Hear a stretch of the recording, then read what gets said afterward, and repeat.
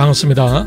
역사를 바로 알면 미래가 보인다. 드디어 근대사 26편의 마지막 시간이 왔습니다.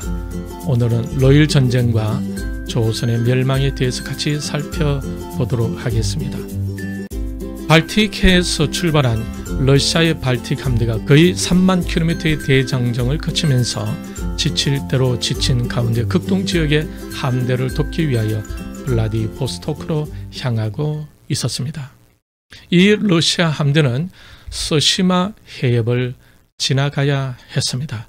그런데 러시아의 문제는 일본보다 전력은 우세했지만 육군, 해군 모두 유럽 쪽에서 극동에까지 군사와 물자를 운송하는 것이 큰 문제였습니다.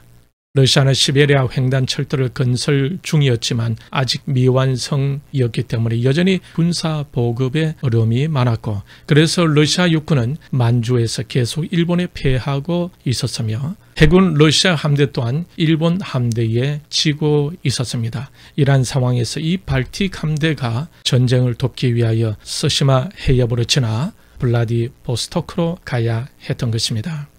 1904년 10월 14일 리바우항을 출발한 로제스토벤스키 제독이 이끄는 함대는 장갑함 7척, 1급 순양함 5척, 2급 순양함 3척, 구축함 12척, 장교 519명, 수병 7,900명으로 구성되었습니다.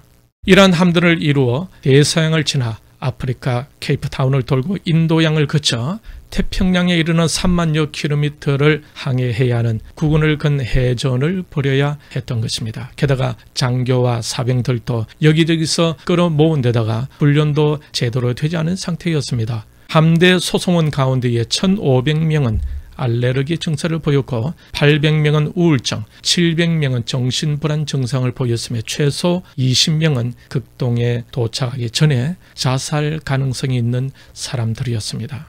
로제스토벤스키 제독은 이런 잡동사니 함대를 이끌고 220일간에 걸쳐 대서양, 인도양, 태평양에 이르는 3개 대양을 무사히 항해했습니다. 이 함대는 1905년 5월 27일 대한해협에 진입하게 됩니다. 이날부터 5월 28일 이틀간에 벌어진 서시마 해전은 레판도 해전, 트라팔가 해전, 유틀란드 해전, 미드웨이 해전과 함께 인류 역사상의 5대 해전의 하나로 꼽히는 해전이 되었습니다. 이 해전에서 로제스토벤스키 제독은 부상을 입고 일본군에게 포로로 붙잡히게 되고 장교 209명을 포함한 5,045명이 전사하고 포로는 6,100명이나 됩니다. 반면 일본의 피해는 구축함 3척, 장교 7명, 사병 108명이 전사하고 장교 40명, 사병 620명이 부상당했을 뿐입니다.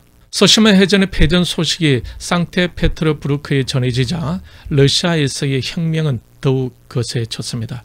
농민들은 지주의 재산에 불을 질렀고 노동자들은 붉은 깃발을 들고 거리를 행진했습니다. 그리고 러시아 병사들은 아무도 좋아하지 않는 인기 없는 전쟁에서 열정도 없이 싸워야만 했던 것입니다. 그리고 러시아의 많은 종군 기자들은 아군의 전투 작전에 대해 잘못된 보도를 했고 적군의 작전에 대해서는 터무니없는 과장된 소식을 보내어 국민의 신뢰를 떨어뜨리게 했습니다. 언론들은 국민의 사기를 고양하기는커녕 러시아 참패에 관한 이야기를 하여 아군의 사기를 현저히 저하시켰습니다. 그러므로 인해 전쟁터에서 전사한 병사들 대신하는 병사 충원도 어렵게 되었습니다. 언론은 대중에 대하여 적에 대한 경계심을 심어주지 못했고 장교에 대한 신뢰를 더럽히면서 병력을 지휘하는 장교들의 권위까지 약화시켰으며 국민들에게는 두려움을 싹트게 했고 전쟁에 대한 정오를 불러일으켰다고 합니다. 이렇게 되는 데 있어서 지난번 강의에서처럼 일본의 첩보 작전이 큰 몫을 하고 있었던 거죠. 이러한 내부 분위기로 인해 초반 전투에서 일본군에게 주도권을 빼앗기자 러시아 군인들은 총을 내던지고 내가 왜 이 전쟁에서 몸바쳐 싸워야 하는가, 러시아로 가는 길이 어디냐라고 하면서 반항하는 병사들이 상당수에 달했다고 합니다.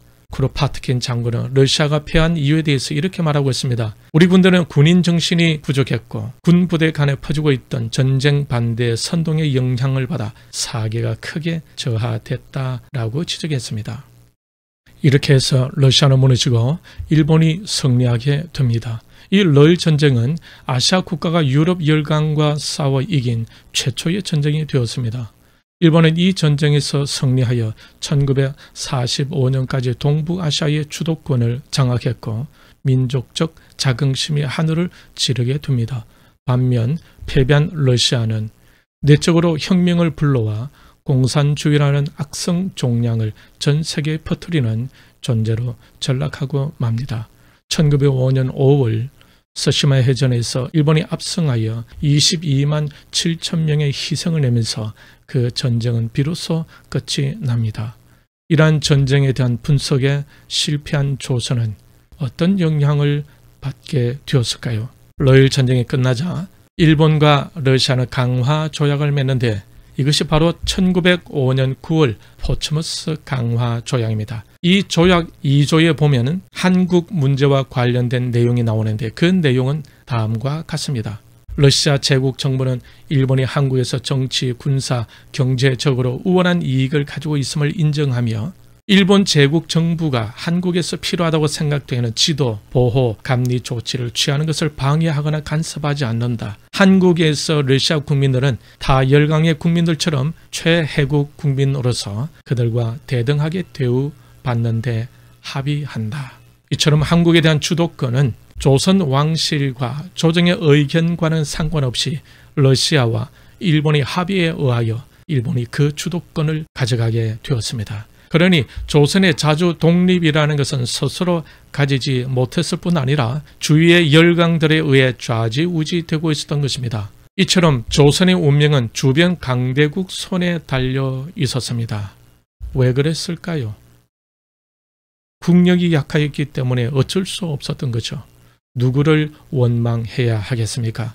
주위의 열강들을 원망만 하고 있어야 되겠습니까? 조선의 불운에 대한 탓을 주변국들에게 돌리고만 있어야 하겠느냐 이 말입니다. 국력과 경제력을 키워 주변국들이 노리지 못하도록 해야 하는 교훈을 얻을 수 있어야 할 것입니다. 이렇게 해서 조선에 대한 주도권은 일본이 러시아와 합의하여 정당하게 가져가게 되었습니다.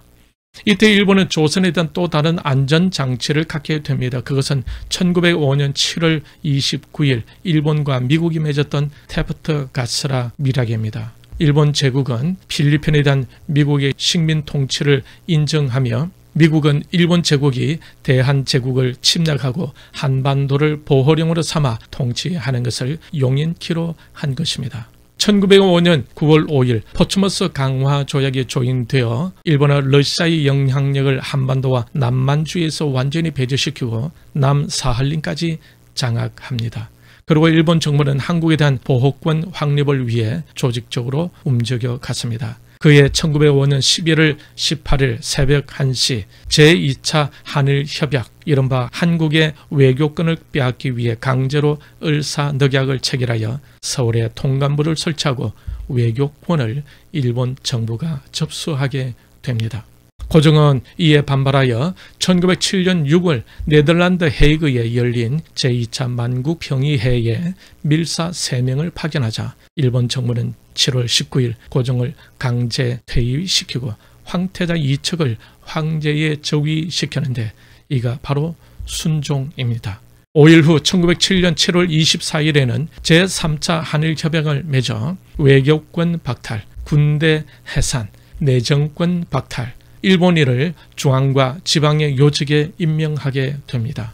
제3차 한일협약이 조인된 지 6일 후인 1907년 7월 30일 러일 양국은 협약을 체결하여 일본은 한국을 병합 추진하게 되고 이 협약에서 러시아가 얻어낸 것은 제2차 러일 전쟁 방지와 북부 만주와 외몽골을 세력 범위로 삼는 것에 대한 일본의 동의를 받아내게 되었습니다.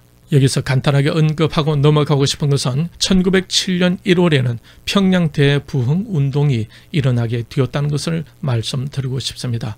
대한제국이 망해갈 때에 내적으로는 하나님의 대부흥 운동이 점차 절정으로 향해 가고 있었습니다. 그 부흥의 힘으로 겉으로는 나라의 모든 것을 다 잃고 있었지만 내적으로는 그 압박을 견딜 수 있게 하는 신앙의 힘이 강해져 가고 있었던 것입니다. 그러니 일본이 대한제국을 병합 추진할 때는 대부흥이 일어난 약 7개월 후였던 것입니다. 다시 돌아갑니다. 러일 양국이 한국의 운명을 결정하는 비밀 협약을 체결하고 있을 때 국내에서는 한국 군대의 해산을 명령하는 순종의 조칙이 내려지자 의병들이 봉기하게 됩니다. 일본 보고서에 의하면 1910년 한국 병합까지 일본군과 의병 사이의 전투 횟수는 2819차례, 전투에 나선 의병 수는 14만 1603명, 의병 사망자 수는 17만 7688명이었다고 합니다. 1910년 4월 이즈볼스키 러시아 외상은 모토노 이치로 주로 공사와의 회담에서 사실상 한국 병합에 반대하지 않는다라는 뜻을 전했다고 합니다. 고종과 민황후가 그렇게 러시아를 믿고 러시아의 손을 내밀었었지만, 그리고 조선을 보호해 주겠다고 그렇게 약속했던 러시아, 결국 러시아는 일본의 조선에 대한 합병에 찬성하고 만 것입니다. 그러니 자국을 강하게 만들지 않고 주변국에 있는 나라들만 의지하고 있으면 아무런 소용이 없다는 교훈을 얻을 수가 있습니다. 1910년 8월 22일 데라우치 마사타게는 한국에 주둔하고 있던 일본 군사들을 서울에 집중시킨 다음에 한국 병합 조약 조인식을 가집니다. 이 조약을 8월 29일 양국의 관보를 통해 동시에 공포합니다. 조선은 이렇게 망해가고 있었던 것입니다. 김용삼 기자는 조선의 멸망 이유에 대해서 이렇게 말을 남깁니다. 구한말 조선의 멸망은 외교 실패에서 비롯된 것이다. 당시 패권국 영국은 자신들의 패권에 도전하는 러시아를 상대로 전 지구적 차원에서 봉쇄하고 있었습니다. 이 와중에 동북아에서 러시아 봉쇄의 역할을 일본에 위탁하였는데 국제 정세에 둔감했던 조선의 지도부는 러시아를 끌어들여 일본을 견제한다는 이나 그일 정책을 추진하였습니다. 그러자 일본은 러시아가 한반도를 점거하게 되면 일본이 위험하게 되니까 시베리아 횡단 철도가 완성되기 전에 러일 전쟁을 일으켜 러시아 세력을 몰아내고 조선을 차지하고자 했던 것입니다. 김종삼 기자는 구한말의 상황과 지금 현 상황과 비교하면서 다음과 같이 마무리하면서 강의를 마칩니다. 영국을 미국으로, 러시아를 중국으로 바꾸게 되면 현재의 동북아시아 정황이 명쾌하게 그려진다. 미국은 자신들의 패권에 도전하는 중국에 맞서기 위해 일본과 군사 동맹을 강화하고 있는 와중에 한국은 반일 친중의 외교 노선으로 나아가고 있다. 이것은 구한말, 러시아는 가까이 하고 일본은 멀리 한다는 이나 그일의 복사판이 아닌가 하여 모골이 송연해진다. 대한민국 외교 전선 정말 아무 문제 없는가? 여기서 저는 한마디 더 붙이고 싶습니다. 구한말 조선은 국제 정서를 잘 몰라서 그렇다고 하더라도 지금 현 상황은 알면서도 반일 친중으로 나아가고 있지 않는가 하고 우려가 된다는 것입니다. 그렇다면 이 대한민국의 미래는 앞으로 어떻게 되어질 것인가에 대한 염려가 되는데 여러분은 그러한 염려가 되어지지 않으시는지요? 오늘은 여기까지입니다. 러일 전쟁과 조선의 멸망에 대해서 같이 생각해 보았습니다. 그동안 근대사 영상을 봐주신 여러분께 감사드리고 우리의 바른 역사 의식을 통해 이 나라에 조금이라도 보탬이 되었으면 합니다. 우리의 자녀들이 살아가야 할 대한민국의 미래가 하나님의 은혜로 더 밝아지기를 바랍니다. 다음에는 준비가 되는 대로 대한민국 건국사에 대해서 같이 생각해 보겠습니다. 역사를 바라면 미래가 보인다. 남은 주간도 실패의 삶 속에서 하나님이 주시는 교훈을 깨닫고 승리할 수 있기를 바랍니다. 그동안 부족한 영상임에도 불구하고 시청해 주신 여러분들께 감사드립니다. 하나님의 은혜와 이끄심이 여러분에게 계속 있으시기를 축복합니다. Dream Korea